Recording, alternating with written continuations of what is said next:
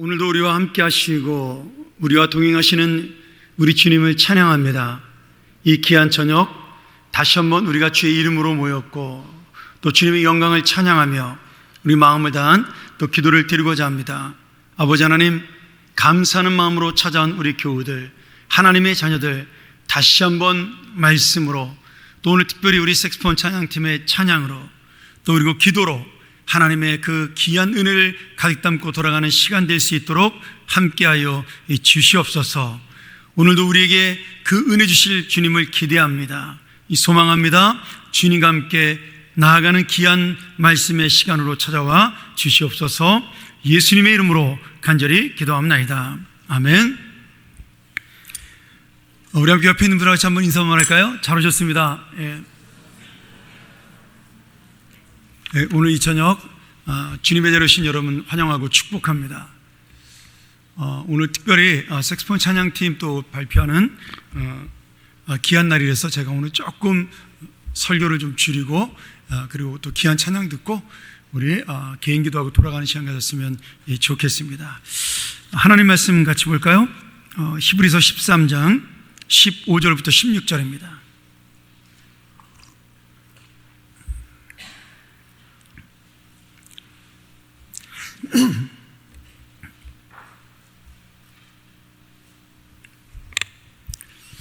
우리 같은 목소리로 한번 함께 봉독하도록 하겠습니다. 그러므로 우리는 예수로 말미암아 항상 찬송의 제사를 하나님께 드리자. 이는 그 이름을 증언하는 입술의 열매니라. 오직 선을 행함과 서로 나누어 주기를 잊지 말라. 하나님은 이 같은 제사를 기뻐하시느니라. 아멘.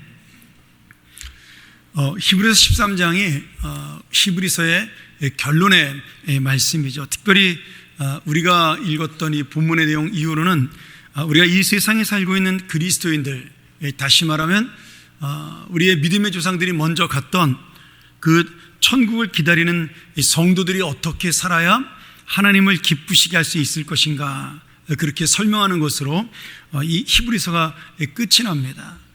그런데 히브리서가 굉장히 우리한테 은혜를 주는 것은 지금 전제 조건이 뭐냐면 히브리서 11장에 나온 정말 하나님께서 세우셨던 믿음의 우리의 선배들, 이 조상들, 그러나 그 중에는 정말 어려움 중에도 영광의 삶으로 나아간 이 세상의 삶을 사는 분도 있었지만 대부분의 많은 분들은 정말 이 땅에서는 힘들고 어려운 인생을 살았어도 하나님의 그 놀라운 믿음의 길을 가다가 결국 주님의 부르심을 받고 이 땅을 떠났다라는, 거기에는 이사야 선지자처럼 자기 조카버린 왕에게 톱으로 켜서 썰림을 당해 죽은 선지자도 있고요. 또 불에 타서 죽은 그런 선지자도 있습니다. 근데 그러한 믿음의 우리 선배들이 먼저 갔던 하나님의 나라, 다시 말하면 천국을 소망하는 성도들이 이 땅에서 우리가 어떻게 믿음으로 살아야 되는가를 설명해 주면서 가장 구체적으로 설명하는 것이 바로 이 히브리서 13장의 말씀입니다. 특별히 결론 부분에 있어서 우리가 어떻게 이 땅에서 하나님을 기쁘시게 할 수 있는가를 세 가지로 말씀하고 있는데요.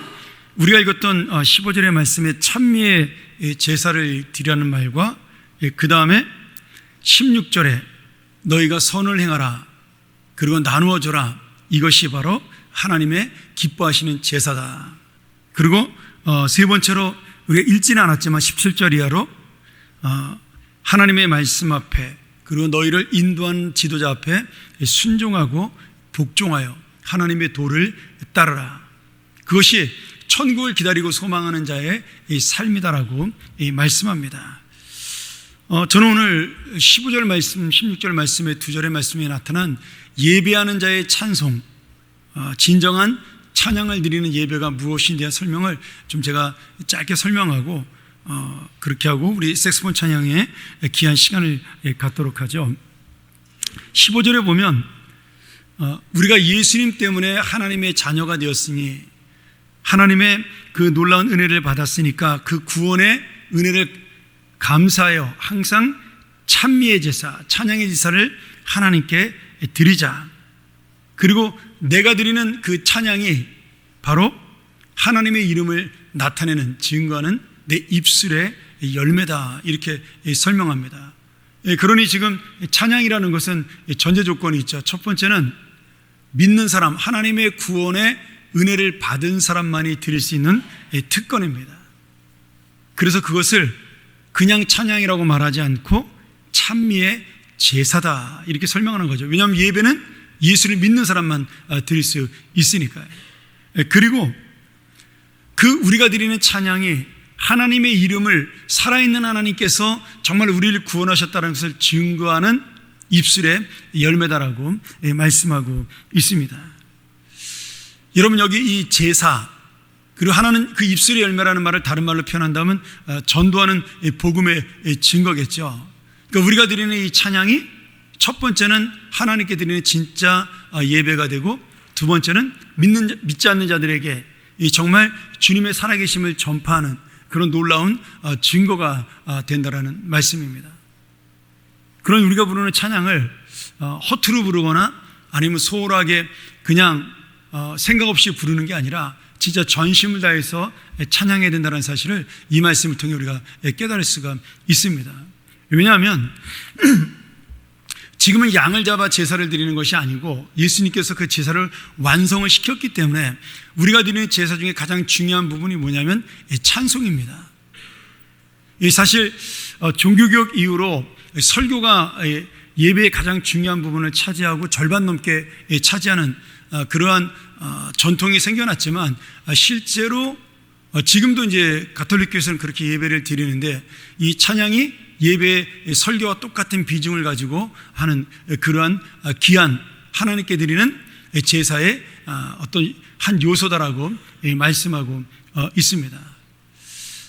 여러분이 기억하시는지 모르겠지만, 제가 예배용 찬송을 이렇게 준비할 때 한 곡만 제가 제 설교에 맞춰서 준비를 합니다.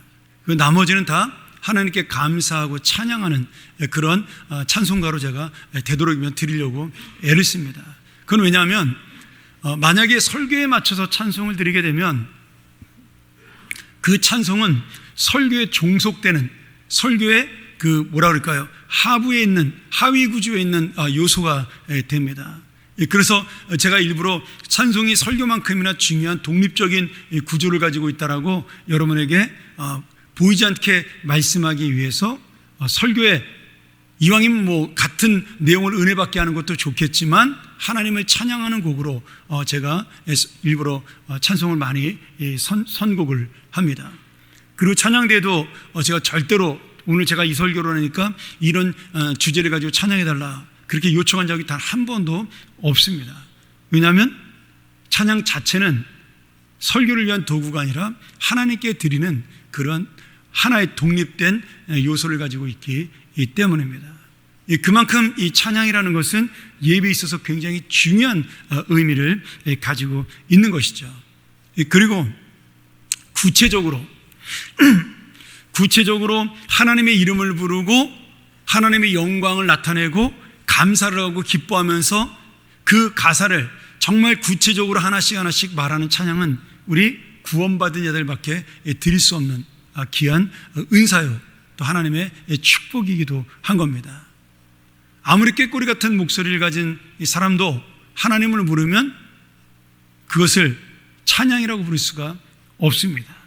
또 어떤 아름다운 목소리를 내는 새들도 하나님을 구체적으로 찬양하지는 못하죠. 근데 오직 우리가 좀 목소리가 나쁘고 좀 듣기 괴로운 소리를 갖고 있다 할지라도 그 가사만큼은 하나님 앞에 들을 수 있는, 전심을 드릴 수 있는 유일한 우리만의 특권이라고 할 수가 있겠습니다.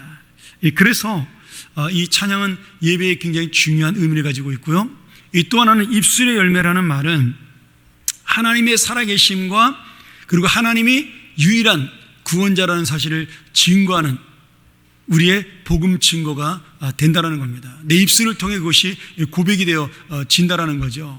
그래서 하나님을 모르는 사람들도 우리가 찬양하는 그 모습을 보고 내가 하나님은 누군지 모르지만 하나님은 저렇게 영광을 받으실 만한, 경배를 받을 만한 대단한 분이구나, 이 사실을 깨닫게 하는 그런 복음의 목적이 있습니다.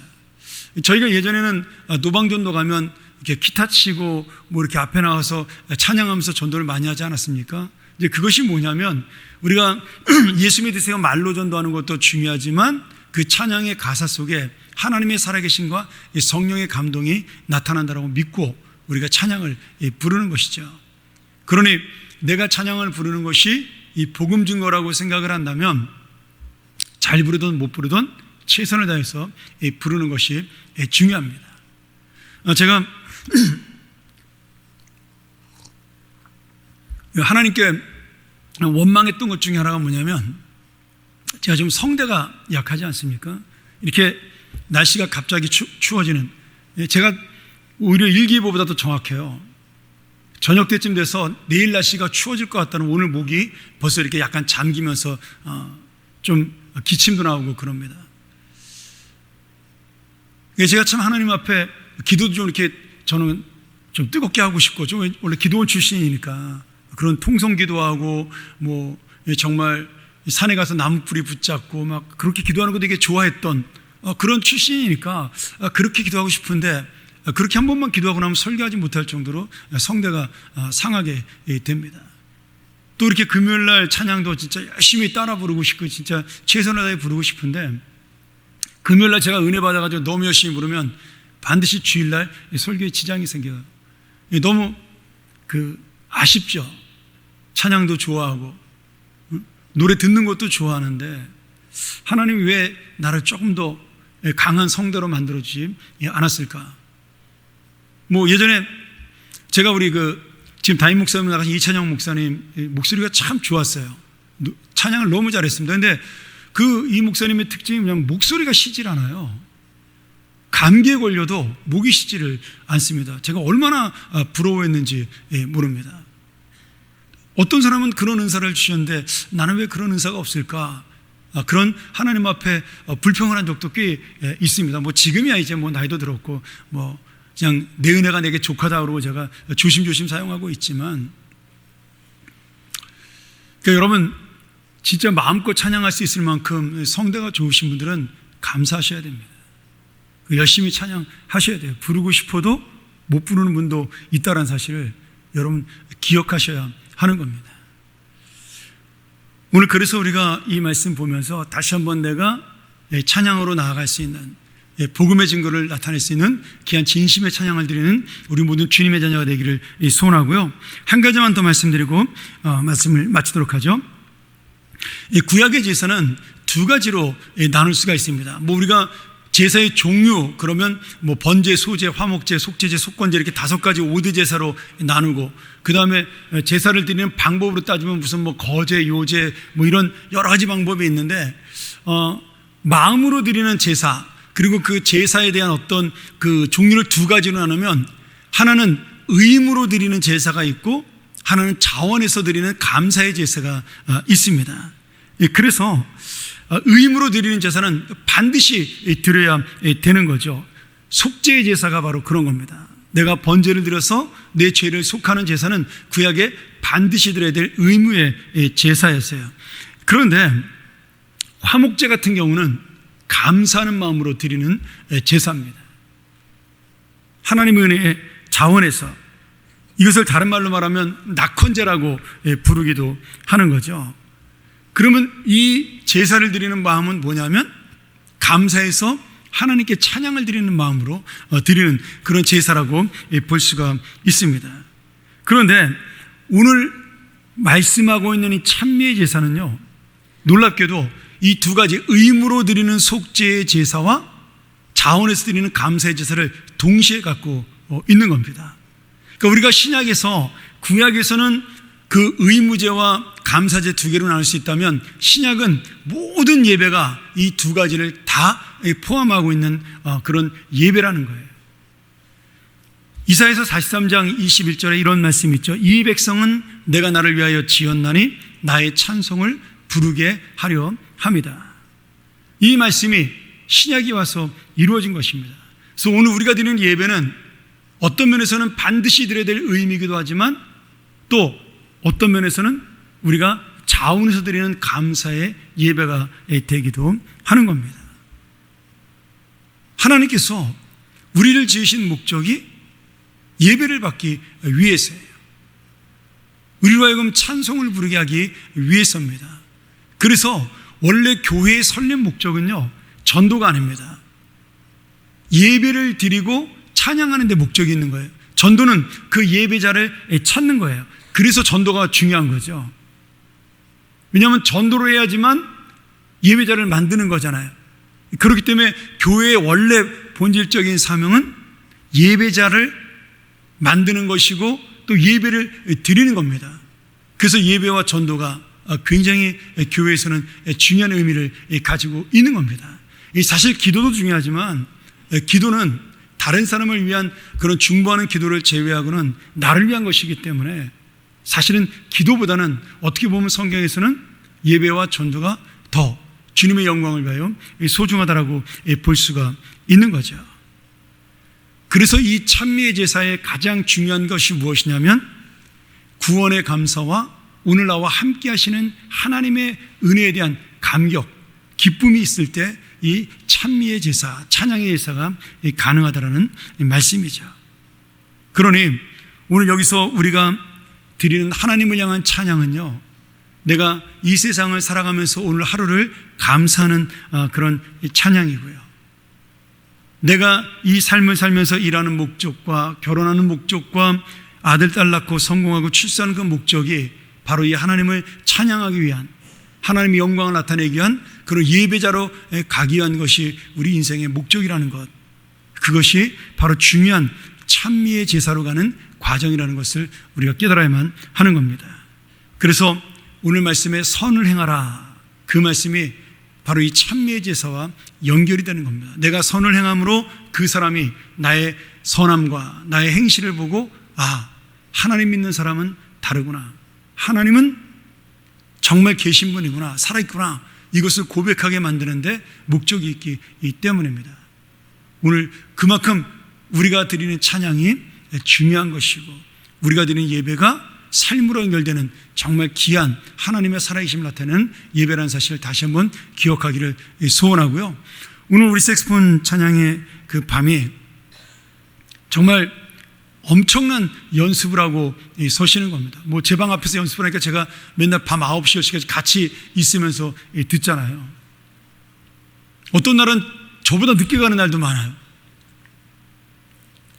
저도 늦게 가는데 정말 얼마나 연습을 열심히 하는지, 월급을 주고 하라면 저렇게 할까 할 정도로 제가 열심히 자원해서 하는데, 그 열심이 실력을 나타내는 열심보다 정말 영혼의 찬양이 되고 또 삶의 찬양이 되어서 내가 부르는 노래, 내가 기억하는 가사, 그리고 내가 최선을 다해 연주하는 마음이 그 세상으로 나아가는 진짜 마음의 연주가 되어서 우리의 선한 삶을 이루는 기초가 되고 예배자를 하나씩 하나씩 이뤄나가는 그런 귀한 찬양의 밤이 되기를 간절히 소원합니다. 오늘 이 저녁 다시 한번 여러분에게 오신 것을 축복하고 오늘 이 색소폰 찬양을 통해서 하나님의 살아계신 만나는 귀하고 아름다운 밤이 되기를 축복합니다. 함께 기도하겠습니다. 하나님 아버지, 오늘 우리가 1년에 한 번씩 이렇게 귀한 색소폰 찬양팀이 준비하는 찬양의 밤을 주 앞에 드립니다. 이 귀한 저녁 다시 한번 우리의 마음을 다할 수 있도록 도와주시고, 우리가 부르는 찬양 대신 이 색소폰 찬양팀의 그 찬양을 우리의 마음으로 받아주시며, 또 이 찬양이 마음의 찬양이 되고 영혼의 찬양이 되고 삶의 찬양으로 나아갈 수 있는, 그래서 하나님이 어디에나 살아계시고 어디에나 동행하심을 보여주는 귀한 시간 될 수 있도록 인도하여 주시옵소서. 이 찬양의 밤을 위하여 지도나라 수고하신 우리 최봉락 집사님, 또 사랑하는 모든 대원들 한 사람 한 사람 붙잡아 주시고, 그 귀한 수고와 열정, 실력이 아니라 영원히 주님 앞에 전달될 수 있고 상달될 수 있는 귀한 은혜가 되게 도와 주옵소서. 우리 모인 모든 하나님의 자녀들, 오늘 이 말씀을 기억하고 나의 찬양이 예배가 되고 예배가 삶이 되고 이 삶이 주님의 영광이 되는 귀한 하나님의 사람들이 될 수 있도록 또한 함께하여 주시옵소서. 예수님의 이름으로 간절히 기도합나이다. 아멘.